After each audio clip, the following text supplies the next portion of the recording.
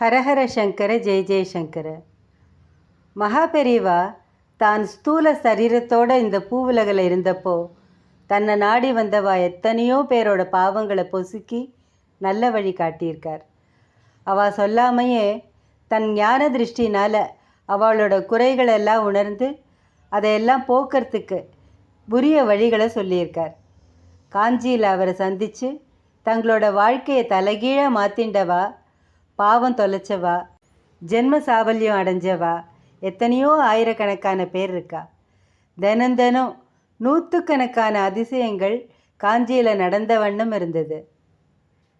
ஸ்தூல சரீரத்தோடு தான் வாழ்ந்த காலத்தில் தான் பெரியவா நமக்கு வழிகாட்டினார்னு இல்லை, சூட்சும சரீரத்தில் கூட அவர் இன்னமும் அருள் புரிஞ்சுட்டு தான் இருக்கார்.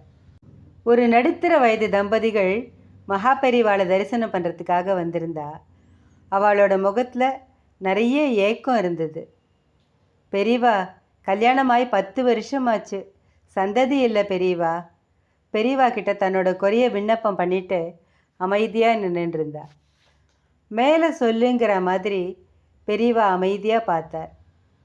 ராமேஸ்வரத்தில் நாக பிரதிஷ்டை பண்ணினேன், சந்தான கோபால மந்திரம் ஆயிரக்கணக்கில் பண்ணினேன், அப்படியும் ஒன்றும் நடக்கலை.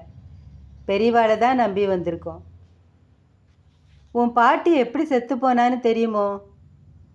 வந்தவருக்கு சாட்டையில் அடித்தா மாதிரி இருந்தது.